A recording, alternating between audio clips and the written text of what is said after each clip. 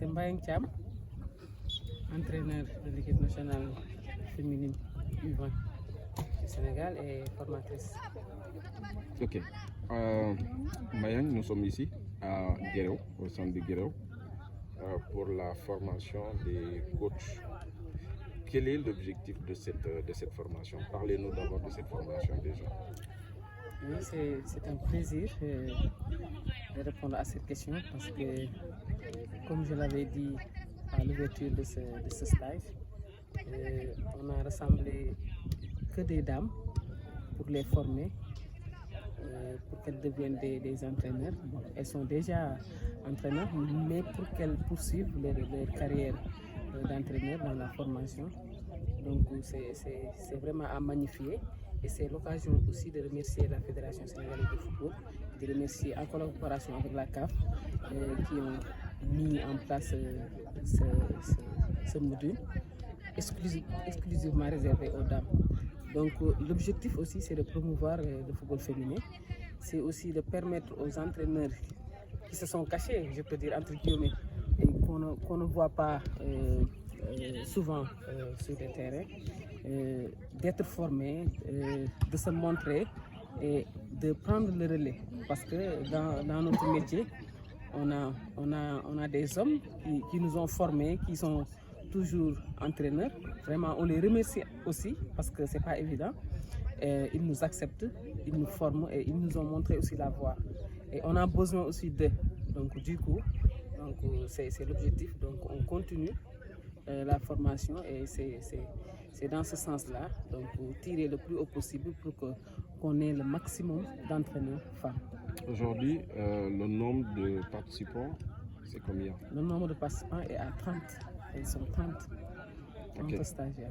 Donc quand on regarde 30 stagiaires femmes dans le championnat, quand on recule un peu de quelques années, on se dit c'est une bonne performance ou bien il va falloir encore davantage pour occuper plus d'espace? Bien sûr, c'est vraiment magnifique comme j'ai dit au début. C'est une très belle performance parce que si vous voyez autant, il faut même pas remonter trop longtemps. Donc on peut dire il y a 2 ans, il y a 3 ans, il n'y avait pas autant de femmes dans les stades pour coacher. Donc si maintenant on arrive à rassembler autant d'entraîneurs femmes, c'est vraiment magnifique et je pense que ça reste encore. Parce que les femmes maintenant prennent goût à entraîner les équipes parce qu'il y a tellement de joueuses, d'anciennes joueuses qui sont là et qui sont capables de prendre les équipes, mais c'est via la formation que ça va commencer. Et la fédération est en train de faire beaucoup de choses pour que ces femmes-là soient formées. Quelles sont les difficultés normales en général que les femmes rencontrent pour continuer ce métier-là? Est-ce qu'il y a une vision ou bien il y a une possibilité pour que ces femmes-là puissent... Qu'est-ce qu'il faudra pour que ces femmes-là puissent rester dans ce métier? En premier lieu, il faut d'abord que tous les hommes, parce que ce n'est pas tout le monde, comme tout à l'heure j'ai remercié beaucoup d'entraîneurs hommes, en l'occurrence les formateurs que nous avons ici, les instructeurs CAF, FIFA que nous avons ici, que ce soit M. Passouare Diaby, que ce soit M. Mamoussa Sissé, donc ils nous ouvrent la porte grandement pour vraiment nous donner ce qu'ils ont appris, nous transmettre des savoirs, des connaissances, des compétences. Donc ça c'est déjà bien, mais ce n'est pas tout le monde. Donc ça aussi c'est un frein. Donc du coup, diverses localités, c'est pas aussi la même chose. À Dakar peut-être il y a plus d'entraîneurs femmes que dans les autres régions. Ça peut s'expliquer aussi. À Dakar, il y a plus de clubs, plus de joueuses et maintenant ça commence à évoluer. Maintenant le football est tellement médiatisé, le football féminin est en pompe, donc du coup il y a beaucoup de choses qui sont en rapport et je pense que les facteurs aussi, on peut citer, il y a des femmes aussi, si vraiment on ne les met pas à l'épreuve, elles ne vont jamais sortir. Donc ça aussi c'est une raison. Et ensuite il y a l'effet aussi pécunier. Bon, le bénévolat c'est pas trop ça parce que le métier d'entraîneur de football est tellement difficile et ça demande des revenus, ça demande des investissements et vraiment c'est pas encore au point. Mais Inch'Allah d'ici peu on peut espérer des lendemains meilleurs sur ça. Quels sont les modules qui sont